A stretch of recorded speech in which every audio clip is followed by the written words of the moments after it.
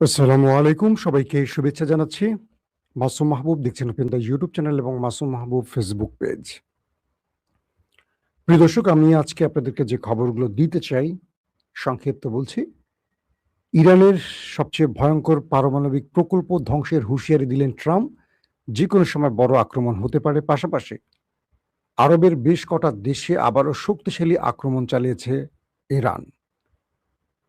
আর ২ নম্বরে থাকছে খবরটি আপনাদের বহু কি বলবো প্রত্যাশা বা কমেন্ট, পোস্ট, ইনবক্স তার আলোকে আর্জেন্টিনাকে নিয়ে আমার একটা স্পেশাল ইভেন্ট থাকবে। এই দুটো মিলে আজকের লাইভ সেশনটি। আমি প্রথমে আর্জেন্টিনার প্রসঙ্গে আলোচনা করে ইরান এবং আমেরিকার সর্বশেষ আপডেটটা আপনাদের জানাবো। দর্শক, প্রথমে যে খবরটি দিয়ে আমি শুরু করতে চাই সেটি হলো 2026-এ বিশ্বকাপ ফাইনাল। এটা নিয়ে এত আলোচনা কেন? যারা আর্জেন্টিনাকে ভালোবাসেন তারা মন দিয়ে শুনবেন, যারা আর্জেন্টিনাকে ভালোবাসেন না তারাও মন দিয়ে শুনবেন। আপনারা ভিডিওটা দেখার আগে ডিসাইড করবেন না যে মাসুম ভাই যা বলবে সব বিশ্বাস করবো আর মাসুম ভাই যা বলবে সব অবিশ্বাস করব। যারা এই পক্ষে আছেন তারা চলে যান লাইভ থেকে, দরকার নাই। একজন সাংবাদিকের কাজ হলো তার কাছে আসা তথ্যগুলো প্রকাশ করা। জাজমেন্ট সাংবাদিকরা করে না, এটা আদালত করে। আর করে মানুষের বিবেক। আপনার বিবেক যতটাই স্ট্রং, আপনি ততটাই স্ট্রংলি আমার তথ্য বুঝবেন। এখান থেকে আপনি একটা তথ্য বুঝতে পারবেন যে সামথিং রং। কিন্তু যা বলবো 100% সত্য তা নয়, কারণ পর্দার অন্তরালে যা হয় পুরোটা কারো কাছে আসে না। তারপরও আমাদের অনেকগুলো তথ্যে যে প্রশ্ন আসবে সেই প্রশ্নগুলোকে একটু বিচার বিবেচনা করবেন। আর যারা ব্রাজিল সাপোর্টার তারা আগেই চলে যান, কারণ যে দলটি নিজের অবস্থা নিজে ধরে রাখতে না পেরে প্রতিদিন নতুন নতুন দল সাপোর্ট করে তাদের সমর্থকদের, সবার উদ্দেশ্যে বলছি না, যারা একটু অশিক্ষিত তাদের কথা। ব্রাজিলের যারা শিক্ষিত দর্শক দেখবেন তাদের রুচি লেভেল অনেক হাই, কারণ আমি ব্রাজিলকে ভালোবাসি। আমার পছন্দের লেভেল কি আর্জেন্টিনা, ব্রাজিল, স্পেন, এই দলগুলো। কিন্তু যখন আমি নিজে দেখলাম ব্রাজিল হেরে গেছে, আমার যে পোস্ট দেখলে আপনাদের চোখ ভিজে যাবে, কারণ আমি ব্রাজিলের পক্ষে অসম্ভব ভালো একটা পোস্ট করেছি। কিন্তু ব্রাজিল যেটা করে সেটা গায়ে জ্বলে যায়। কখনো তারা এর উপর ভর করে, কখনো তার উপর ভর করে, নিজেদের কোনো অস্তিত্ব নাই। আমার একজনে বলছিল ক্লাসে 10 নাম্বার পাওয়া একটা ছেলে, যে ক্লাসে পরীক্ষায় 10 নাম্বার পেয়েছে, সে 99 পাওয়া একটা ছেলেকে ট্রল করছে। ও তো 100 পেলেও না, কি মজা! ভাই তুই তো 10 পেয়েছিস না, তো 99 তুই ট্রল করস কেমনে? তুই তো 16 বাদ গেলি, তুই বিশ্বকাপ ফাইনালে আসা একটা দলকে নিয়ে ট্রল করিস, তোকে তো লেভেলে আসতে হবে না। আসেন, খোঁচাটা দিলাম, ভাল লাগলে ভালো, না লাগলে কষ্ট নিবেন না। খেলাধুলা নিয়ে বেশি কথা বলা উচিত না। নিউ ইয়র্কের আমরা যে দৃশ্যটি দেখলাম, একটা কি বলবো যে ড্রেসিং রুম, সেই ড্রেসিং রুমে, আর্জেন্টিনার ড্রেসিং রুমে কি ঘটছিল আসলে এটা নিয়ে অনেক প্রশ্ন পুরো পৃথিবীর গণমাধ্যমে আসছে। ব্যাপক উত্তেজনা বিরাজ করছে এখন। শিরোপা নির্ধারণী এই লড়াই শুরুর কয়েক মিনিট আগে লিওনেল মেসিকে তার সতীর্থদের শান্ত করার চেষ্টা করতে দেখা যায়। তিনি তাদের সবকিছু ভুলে সামনে এগিয়ে যেতে বলছিলেন। এখন সামাজিক যোগাযোগ মাধ্যমে একটি দীর্ঘ ভিডিও প্রকাশ হয়েছে যেখানে কিক অফের ঠিক আগে কি ঘটেছে তা তুলে ধরা হয়েছে এবং এটা নিয়ে নানান প্রশ্ন উঠছে। এবং আমরা আপনাদেরকে একটু ভিডিওটা দেখাই, সেই ভিডিওটাতে ঠিক কি কথাগুলো হচ্ছিল আমরা একটু আপনাদের শোনাই, তাহলে আপনারা বুঝবেন যে আসলে কি ঘটতে পারে। তারপরে আমরা অনেকগুলো আলোচনায় আসবো।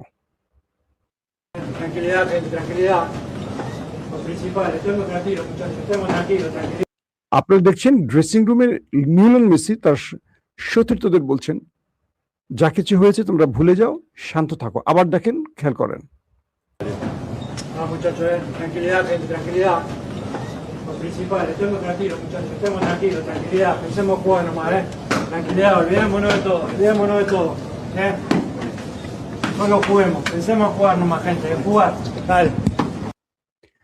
এই ভিডিওটা আপনারা দেখলেন তো, অনেকে সোশ্যাল মিডিয়া দেখেছেন। কি হয়েছিল আসলে, পর্দার অন্তরালে কি চলছিল, কেন দেখবেন যে অনেক খেলোয়াড় সেখানে কাজ ছিল।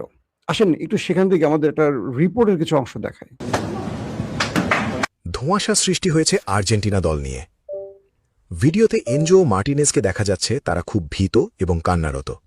স্ক্যালোনি ম্যাচ পূর্ববর্তী কনফারেন্সে বলেন, ফাইনালের আগে অনেক কিছুই ঘটেছে, কিন্তু টুর্নামেন্টের মর্যাদা রক্ষায় সেসব নিয়ে আলোচনা করতে চাই না। স্পেনের প্রতিটা ম্যাচেই ডিফেন্সের অনেক প্রয়োজনীয় খেলোয়াড় ইনজোর্ড হয়ে গেছে, যেমন পর্তুগাল ম্যাচে নুনো মেন্ডেস, বেলজিয়াম ম্যাচে কোর্তোয়া। আর্জেন্টিনার ব্যাকলাইনের রোমেরো লিসান্ড্রো দুইজনই অস্বাভাবিকভাবে মাঠ ছাড়ে, যেন তারা আর এই ম্যাচে নিজেদের জড়াতে চাচ্ছিল না। অনেক কাউন্টার অ্যাটাক ব্যাকপাসে ফিরে এসেছে আর্জেন্টিনার। আর্জেন্টিনা দলের খেলা দেখে মনে হচ্ছিল ইচ্ছে করেই খারাপ খেলছে। ভুল পাস, সহজে বল হারিয়ে ফেলা, কৌশলে কোনো কিছুই ঠিক না থাকা, স্ক্যালোনির ম্যাচের এত তাড়াতাড়ি সব সাবস্টিটিউট করে ফেলা। আমেরিকার প্রেসিডেন্টের সাথে হাত মেলায়নি রোমেরো।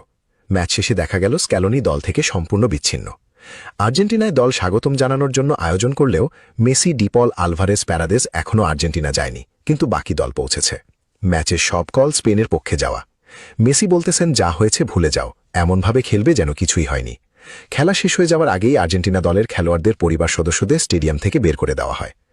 আর্জেন্টিনার কোনো প্রাক্তন খেলোয়াড়ের জন্য আয়োজন করেনি ফিফা, কেউই ছিল না, কিন্তু স্পেনের লিজেন্ডস সবাই ছিল, পরিপূর্ণ।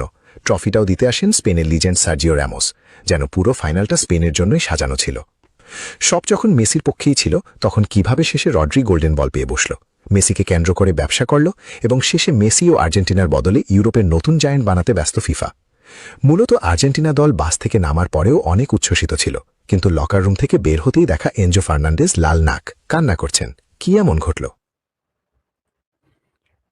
দর্শক, এই প্রশ্নগুলো কোনো এক ব্যক্তির না, এগুলো আন্তর্জাতিক গণমাধ্যমে আসছে, এবং আমরা যারা গণমাধ্যমে কাজ করি, আমরা আর আপনারা যারা আমাদের খবর দেখেন, দুটো পার্থক্য আছে। এক, আমরা খবর দেই বলে আপনারা দেখেন, আর আপনারা দেখতে চান বলে আমরা এই খবরগুলো দেই। দুজনেরই গুরুত্ব আছে। কিন্তু আমি গত কয়েকদিন ধরে পৃথিবীর নাম্বার 1 টাইপের বা নাম্বার 1 থেকে 10-এর মধ্যে যাদের র্যাঙ্কিং স্পোর্টস চ্যানেলগুলোকে আমি খুব খুঁটে খুঁটে দেখছিলাম। কয়েকটা প্রশ্ন তৈরি হয়েছে। আজকে দেখলাম যে আমাদের একজন প্রিয় খেলোয়াড় মুশফিকুর রহিম, বাংলাদেশের সাবেক ক্রিকেটের যিনি অধিনায়ক ছিলেন, তার একটা পোস্ট। এটা অনেক জায়গায় ভাইরাল হয়েছে এবং এই তথ্যগুলো বিভিন্ন গণমাধ্যমেও আসতে শুরু করেছে। তো আমি সেখান থেকে আপনাদের কয়েকটা প্রশ্ন করি, যে আমি পুরোটা পড়ে শোনানোর আগে একটা প্রশ্ন করি। আচ্ছা, আপনারা যারা ফাইনাল দেখেছেন, আপনারা যারা বার্সেলোনা সাপোর্ট করেন, খেয়াল করবেন আপনারা জাভিকে দেখছিলেন, ইনিয়েস্তাকে দেখছিলেন, আপনারা রামোসকে দেখছিলেন, আপনারা পিকে কে দেখছিলেন। বারবার তারা কোট টোট পরে সবাই এসে একসাথে বসছিল, সবাই যারা 10-এ বিশ্বকাপ জিতিয়েছিল স্পেনকে, এবং এরা সবাই বার্সেলোনার এবং মেসির বন্ধু সবাই। খেয়াল করবেন তো, আর্জেন্টিনার সাবেক একজন প্লেয়ারকে দেখছেন কিনা? দেখেন নাই। আপনারা মেসির স্ত্রীকে সেদিন মাঠে দেখছিলেন? আমার চোখে পড়ে না, এবং আমি ঘেটে দেখেছি অনেকেই বলেছে মেসির পরিবারও আসে নাই। একটা ফাইনাল ম্যাচে আর্জেন্টিনার সাবেক খেলোয়াড়রা আসে নাই, টিম ম্যানেজমেন্টের গুরুত্বপূর্ণ সদস্যরা ছিল না, খেলোয়াড়দের অনেক খেলোয়াড়দের ওয়াইফ বা মেসির স্ত্রী অনেকেই আসে নাই। কি ঘটছিল আসলে? ম্যাচটাকে আগে থেকে তারা জানতো যে একটা নাটক শুরু হচ্ছে বা একটা বড় কিছু ঘটছে? এবং আপনারা দেখবেন যে প্রতিটা খেলা আমরা যেমন বলে দিয়েছিলাম যে এমবাপ্পে গোল্ডেন বুট পাবে হিসেব করে, কেন? তার গোল বেশি, এই দুটো গোল বেশি।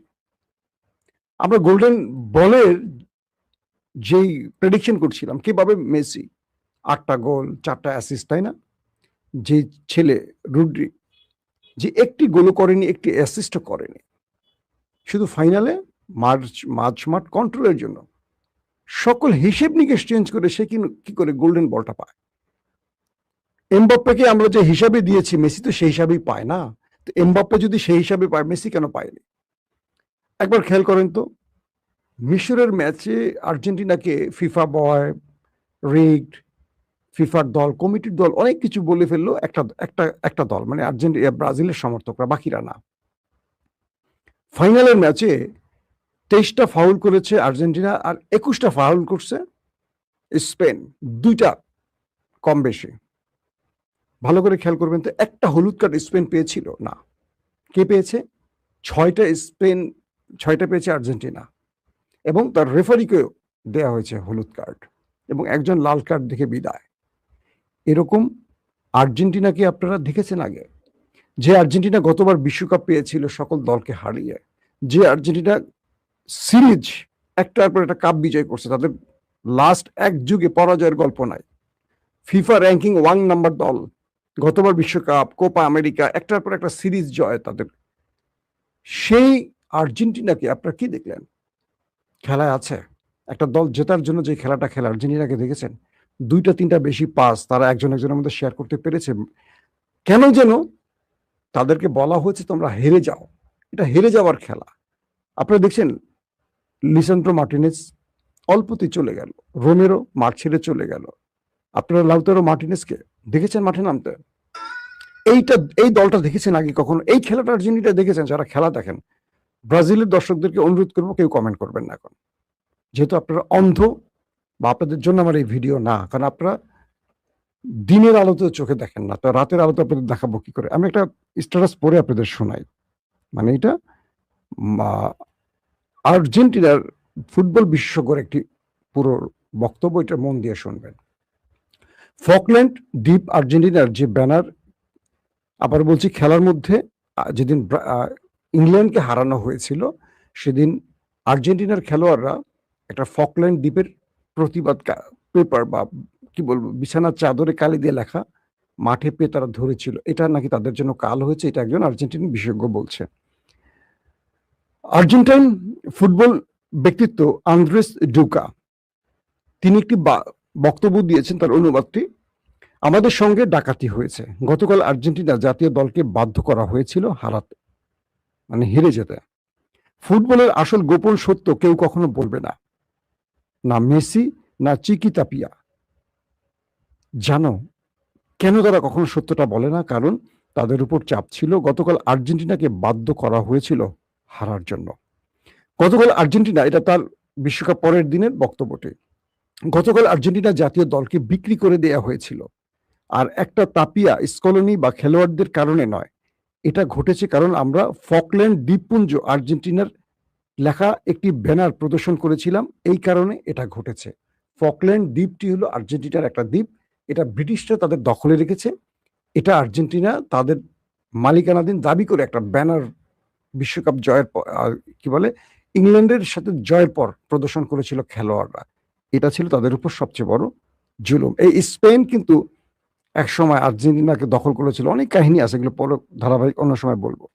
খেলোয়াড়দের সাহসের মূল্য দিতে হয়েছে, কিন্তু জানো কি, বিশ্বকাপ না জিতলে আমার কিছু যায় আসে না।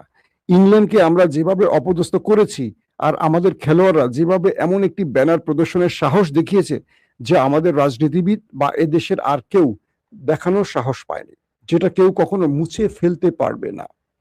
আমি নিশ্চিত চিকি তাপিয়া, তাদের কি বলে আর্জেন্টিনার দলটির যিনি ম্যানেজার প্রধান আর কি, চিকি তাপিয়া জাতীয় দলকে ছেড়ে দিতে রাজি ছিলেন না, মেসিও ছিলেন না, কিন্তু তাদের সামনে আর কোনো উপায় ছিল না। গতকাল আর্জেন্টিনাকে হারানো হয়েছে একটাই কারণে, একদল তরুণ ফুটবলার ফকল্যান্ড দ্বীপপুঞ্জ আর্জেন্টিনার লেখা, আর্জেন্টিনার মালিক, এই লেখাটি প্রদর্শন করে প্রতিবাদের সাহস দেখিয়েছিল বিশ্বকাপের মঞ্চে। ওই রাজনৈতিক পদক্ষেপ, ওই প্রতীকী বিজয়, ওই ব্যানার ইতিহাসের সবচেয়ে পুঁজিবাদী বিশ্বকাপের পুরো বিশ্বকে দেখিয়ে দিয়েছে যে ফকল্যান্ড দ্বীপপুঞ্জ আর্জেন্টিনার। তোমরা কি সত্যি মনে করো গ্রেট ব্রিটেন, ইনফান্তানিও, উয়েফা বা ট্রাম্পের ইনফান্তানিও, উয়েফা বা ট্রাম্প বা ম্যাক্রি ও বিদ্রোহী খেলোয়াড়দের বিশ্ব চ্যাম্পিয়ন হতে দিত এবং ফকল্যান্ডের সেই ব্যানার বিশ্বের ক্ষমতাধরদের সামনে টিকে থাকতে দিত? যখন ফিফা প্রধান বা প্রেসিডেন্ট পুনর্নির্বাচনের দরকার হবে আর উয়েফা তাকে বলবে আর্জেন্টিনারা যা করেছে তারপরও কি আমরা তোমাকে আবার নির্বাচিত করব? মেসি যখন তার সতীর্থদের বলেছিলেন সব ভুলে যাও, শুধু মাঠে নেমে খেলো, তখন আমরা অনেক কিছু বুঝে গেছি। তোমরা কি সত্যি বিশ্বাস করো কুতি রোমেরোর মতো একজন খেলোয়াড়, যিনি বিশ্বকাপের সেরা ডিফেন্ডার ছিলেন এবং 2টি গোল করেছিলেন, তিনি হঠাৎ করে মাঠ ছেড়ে চলে গেলেন অনেকটা খেলতে চান না বলে? গতকাল উদযাপন করার মতো কিছুই ছিল না আমাদের সঙ্গে ডাকাতি হয়েছে। একবার আমাকে টেবিলে বসিয়ে বলা হয়েছিল একটি চ্যাম্পিয়নশিপ ইচ্ছাকৃতভাবে হাঁটতে হবে। যিনি এই কথাটি লিখছেন আর্জেন্টাইন বিশেষজ্ঞ, তিনি বলছেন একবার আমাকে টেবিলে বসিয়ে বলা হয়েছিল একটি চ্যাম্পিয়নশিপ ইচ্ছাকৃতভাবে হাঁটতে হবে। আমি রাজি না হওয়ায় 7 বছরের জন্য নির্বাসিত হয়েছিলাম এবং মৃত্যুর হুমকিও পেয়েছিলাম। তাহলে কি মনে করো এই তরুণ খেলোয়াড়দের হুমকি দিল? তাহলে কি মনে করো এই তরুণ খেলোয়াড়দের নেপথ্যে কেউ হুমকি দেয়নি বা তাদের জীবন হুমকিতে ছিল না? কেন তারা ড্রেসিং রুমে কেঁদেছে, তার কারণ কি খুঁজে পেয়েছো? যেসব খেলোয়াড় সাধারণত মিডিয়ার সঙ্গে খোলামেলা কথা বলতেন, তারা একটি কথাও বলতে চাননি ম্যাচ শেষে, মানে ফাইনাল শেষে। কোচ প্রেস কনফারেন্স ঢোকার আগেই ভেঙে পড়ছিলেন। তোমরা কি সত্যি বিশ্বাস করো সর্বকালের সেরা ফুটবলার মেসি তার সতীর্থদের সঙ্গে দেশে ফিরতেন না? সত্যি কি মনে করো আমাদের হারিয়ে দেওয়া হয়নি? তারা শুধু খেলাটাকে কলঙ্কিত করেনি, তারা একটি পুরো জাতিকে কলঙ্কিত করেছে। যুক্তরাষ্ট্র ফুটবলের নিয়ন্ত্রণ নিতে চেয়েছিল, কারণ বাস্কেটবল, আমেরিকার ফুটবল আর বেসবল তাদের জন্য যথেষ্ট ছিল না। এই ব্যবসা সাধারণ মানুষ আর সমর্থকদের হাতে থাকতে পারে না। কেউ আমাকে বোঝাতে পারবে না যে গতকাল আমরা যে দলকে দেখেছি সেটা আমাদের প্রিয় আর্জেন্টিনার জাতীয় দল। চিকি তাপিয়া আমাদের সর্বকালের সেরা আর্জেন্টিনার দল উপহার দিয়েছেন, অথচ আজ মূলধারার মিডিয়া তার কারাবাস দাবি করছে। তোমরা কি সত্যি মনে করো তারা চিকি তাপিয়াকে দুবারের চ্যাম্পিয়ন হতে দিত এবং বিশ্ব ফুটবলের ইতিহাসে সবচেয়ে বড় উত্তরাধিকার গড়তে দিত? বিশ্ব বিশেষ করে ইংল্যান্ডকে বিশ্বকাপ থেকে বিদায় করার পর খেলোয়াড়রা সেই ব্যানার প্রদর্শন করে তাদের আরো উস্কে দিয়েছিল, কারণ আমাদের দেশে বিদেশি স্বার্থে কাজ করা সরকার থাকা অবস্থায় আমরা ফকল্যান্ড থেকে তাদের তাড়াতে পারি না। একদম মূল জায়গাটা হাত দিছে।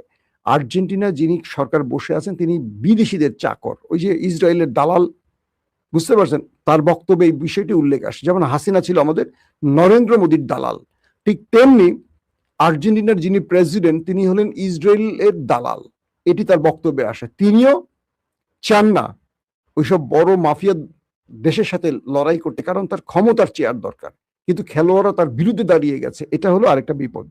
আমাদের সঙ্গে ডাকাতি হয়েছে, আবারও প্রতারণা করা হয়েছে। আমাদের কাছে ফুটবল ইতিহাসে সর্বশ্রেষ্ঠ খেলোয়াড় ছিল, তারপরও তারা আমাদের হারিয়ে দিল। তিনি সতীর্থদের শুধু বলেছিলেন, ভুলে যাও সব, চলো আমরা খেলি। জানো গতকাল জানো গতকাল দল কি করেছিল? তারা প্রথম গোল খাওয়ার অপেক্ষায় মাঠে নেমেছিল। তারা তারা মাঝ মাঠও পার হচ্ছিল না, একটা পাসও ঠিক মতো দিতে পারছিল না, বল চাইলেও চাচ্ছিল না।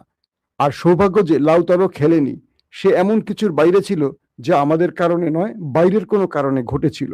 গতকাল গতকাল কি লাউতারোকে খেলাতে নিষেধ করা হয়েছিল? যে ইংল্যান্ডের বিপক্ষে গোল করেছিল, যে ইংল্যান্ড ও মিশর এই দুই দলকে হারিয়েছিল? এই প্রশ্নগুলো আসছে, আপনারা দর্শকরা মেলাবেন। আমি আপনাদের বলছি না, যারা অন্য দলকে সাপোর্ট করেন তারাও বিচার বিবেচনা করবেন। একটা জিনিস বলে আমি আপনার ইরানের প্রসঙ্গে চলে যাব। ফিফা কখনো স্বচ্ছতার ভিত্তিতে খেলে না, এটা সত্য কথা। কি রকম ইরানের সাথে কি করেছে মনে আছে আপনাদের? এখন বলবেন ভাই এখন তো আপনি তো আর্জেন্টিনা হেরে গেছে বললে কথা বলছেন, আগে তো বলেন। আমি একটা কথা আপনাদের বলি, কোনটা আমি বলছি কোনটা আপনি বলছেন সেটা না, কথা হলো কোনটা নিয়ে আলোচনা হচ্ছে, কি বিষয়ে আলোচনা হচ্ছে। ইরানকে কিভাবে হারানো হয়েছে? আপনি জানেন যে ইরান আমেরিকায় খেলতে আসতো, কিন্তু আমেরিকার মাটিতে থাকতে পারতো না। ইরান মেক্সিকো থেকে উড়ে আসতো আমেরিকায় খেলতে, কোনো জায়গায় রেস্ট নিতে পারতো না। মাঠের নামতো, মাঠের আগে একটা বেজে নামতো, সেখান থেকে খেলতে আসতো, খেলে আবার চলে যেত। তারা কখনো রেস্ট পেত না, বিশ্রামের সুযোগ পেত না। তাদের সাথে ভয়ঙ্কর অত্যাচার করেছে আমেরিকানরা ইরানের খেলোয়াড়দের সাথে।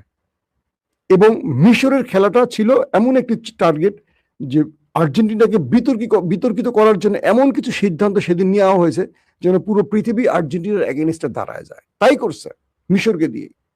কে জিতছে কারা হারছে আপনারা ভালো করে জানেন, কিন্তু মিশরকে দিয়ে ট্র্যাপটা তৈরি করা হয়েছে যে মিশরে এমন কিছু বিতর্কিত সিদ্ধান্ত নেওয়া হবে বা চক্ষুশূল দৃষ্টান্ত নেওয়া হবে যার জন্য আর্জেন্টিনার উপর চাপ তৈরি হবে এবং ফাইনালে আর্জেন্টিনাকে এভাবে হারানো হবে।